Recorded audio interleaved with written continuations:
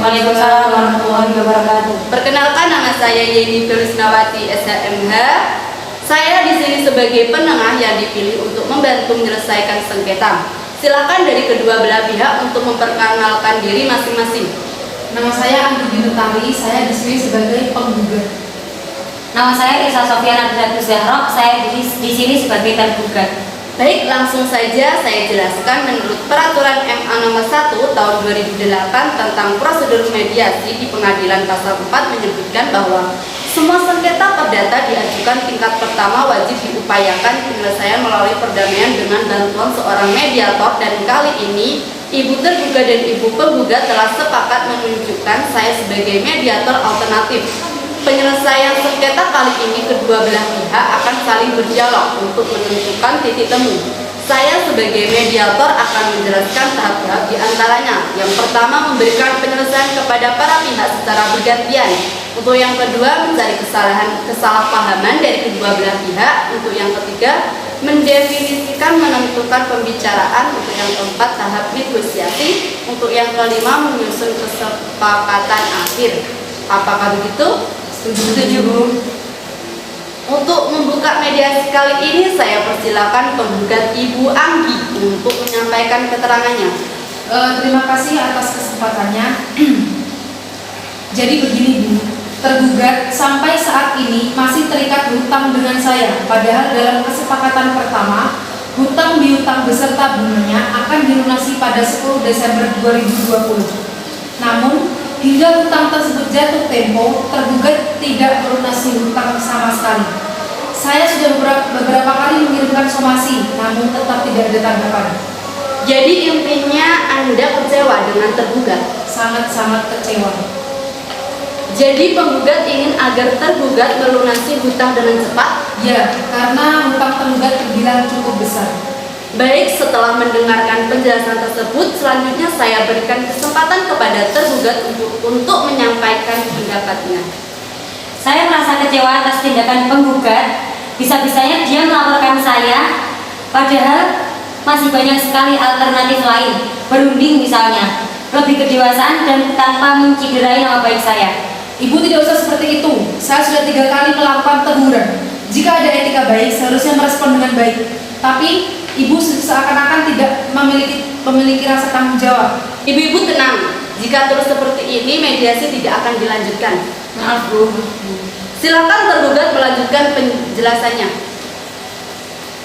Jadi begini, Bu, saya sangat kecewa atas tindakan dari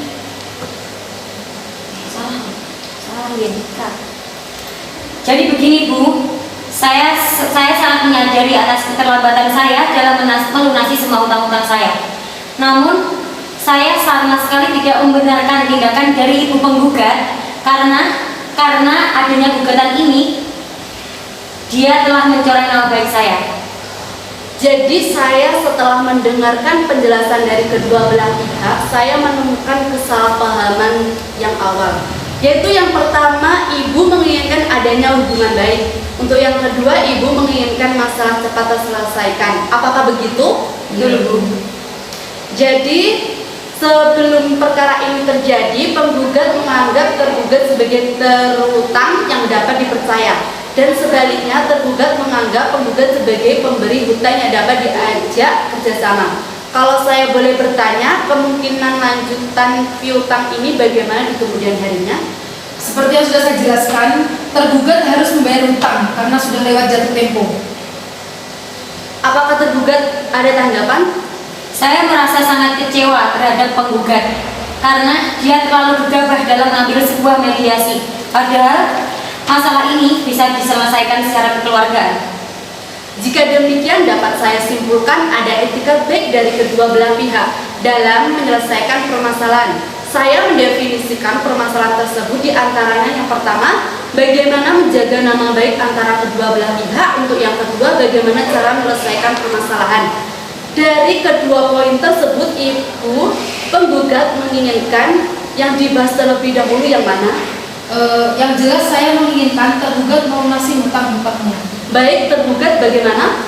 Terus terang, Bu, dalam masalah melunasi hutang-hutang saya merasa sangat kesulitan. Saya pikir yang dibahas terlebih dahulu adalah nama baik saya. Bagaimana penggugat? Apa ada pertimbangan lain? Baik, saya setuju.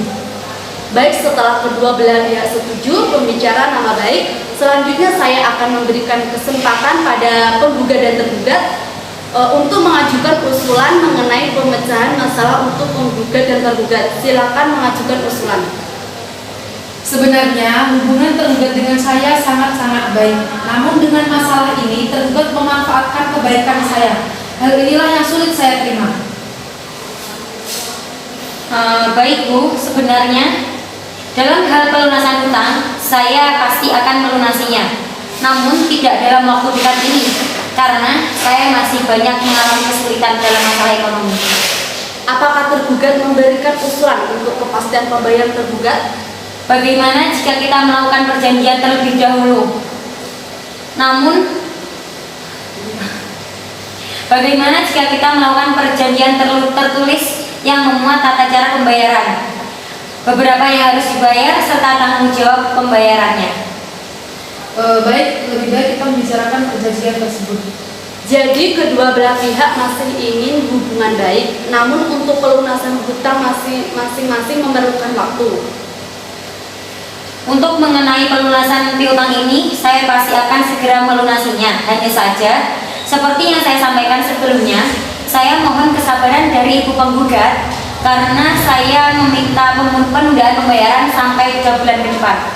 Bagaimana penggugat dari pihak tergugat sudah memberikan kepastian soal pembayaran, ada tanggapan penggugat? Tidak jadi masalah Bu, asalkan 3 bulan ke depan semua piutang sudah lunas. Oke, jadi begini pihak penggugat, ini membutuhkan kepastian dari ibu tergugat. Apakah ibu tergugat bisa menjadi bahwa semua hutang ibu pada 3 bulan ke depan dapat dilunasi? Iya Bu, jadi begini awal saya berhutang dari ibu kepada ibu penggugat. Saya berhutang ini untuk keperluan penambahan modal saya. Jadi 3 bulan ke depan usaha saya akan mengalami banyak perkembangan dan saya berjanji akan melunasi semua hutang-hutang saya. Menurut saya usulan ibu tergugat sudah komplit. Bagaimana usulan dari penggugat? Ya sudah, tidak apa-apa Bu. Yang penting 3 bulan ke depan hutang-hutangnya sudah lunas. Baiklah, pada pertemuan mediasi ini kita telah mencapai kata sepakat, yaitu saling menjaga nama baik dalam melakukan pembayaran dengan cara bayar kontan pada bulan ketiga, yang artinya 3 bulan ke depan piutang ini sudah lunas dibayar. Benarkah begitu? Betul, benar. Baiklah, saya jelaskan apabila gugatan tersebut dicabut, maka kesepakatan perdamaian hanya mengikat kedua belah pihak, di mana salah satu ingkar janji maka harus diajukan gugatan kembali.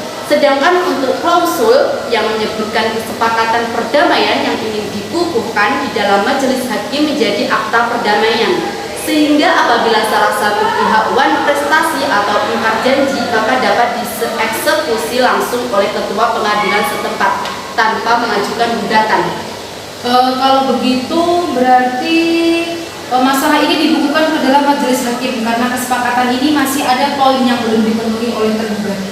Bagaimana tergugat, apa ibu setuju? Saya setuju. Baiklah, selanjutnya saya serahkan kesepakatan perdamaian yang telah ditandatangani kepada ketua majelis hakim dan pembacaan putusan dengan panitia penggugat.